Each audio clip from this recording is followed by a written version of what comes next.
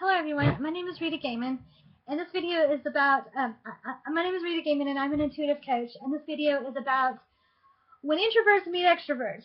Now I'm a hardcore introvert myself, but I have fairly high social intelligence.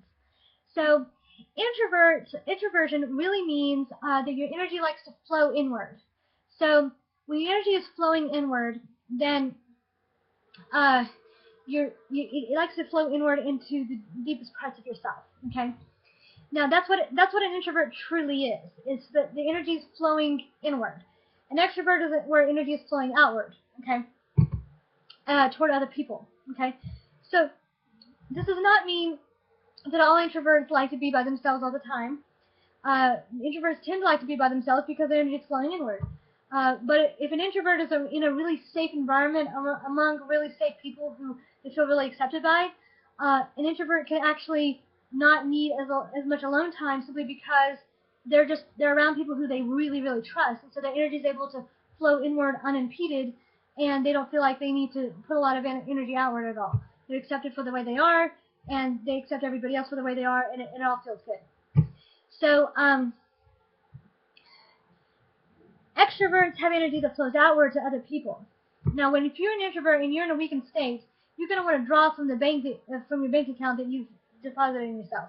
So what an introvert does is they get by themselves and they draw energy from deep within themselves, and that's how they heal themselves, and that's how they become more whole, and that's how they fix themselves if they're in a weakened state. An extrovert does the opposite. Their energy flows outward, so their energy flows outward to other people. And when they are in a weakened state, they need energy from other people. They need energy from other people. So if you're an introvert and you're meeting an extrovert, or you're newly around an extrovert, it can be kind of good. It feels really good because you're around somebody who's holding up their end of the conversation better, and they're really lively and they're entertaining you. And it can be complicated because you're not able to match their energy as well as they are, and afterward you can feel really drained because you've been forcing your energy to go outward when normally you prefer for it to come inward. You may feel drained in a positive way, but you still feel drained. You still need lots of alone time to make up for it. So introverts also they tend to prefer one-on-one communication rather than communication with a group, because one-on-one communication you only have to divert some of your energy to go outward, and the rest of it can still travel inward.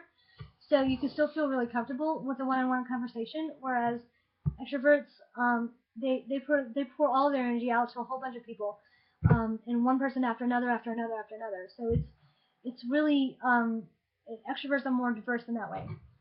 Introverts are more diverse in what they feed themselves. They feed themselves a wide variety of good food. And by good food, I mean good energy. So when introverts meet extroverts,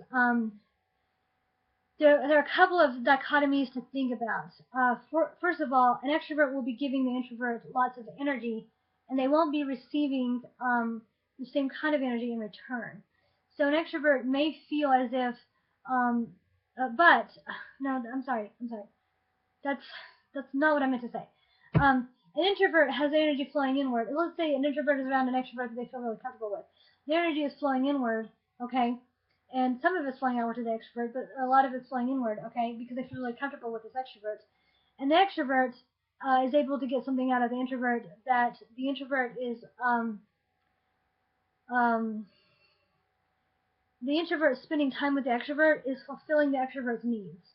The extrovert is able to give energy to the introvert. The introvert is able to give the energy deep within themselves, and so it forms this one-way, energy flow.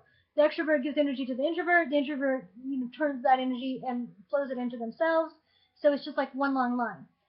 However, in the other direction, it's important to understand that an introvert being around an introvert can be very beneficial for an extrovert and can really help them and heal them and benefit them.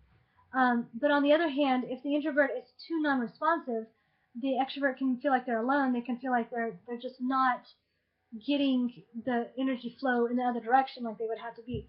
So a lot of times introverts, just by their presence, they can contribute to that, and just by holding up this side of the conversation, they can contribute to the extrovert's needs. By the extrovert feeling the energy also flowing from the other person. But it's important to understand that as an introvert, you're probably going to do that a lot less than you're receiving, and you may not even be aware of that. So just be aware of the fact that the extrovert may need more of an energetic commitment from you. You may need to like sink more energy into them than you normally would. And the more you can feel comfortable with the extrovert as soon as possible, the more you can do that without it being energetically draining to you. So just some tips on introverts and extroverts interacting with each other. And I hope this was helpful. Please subscribe below, and I hope to see you on the other side.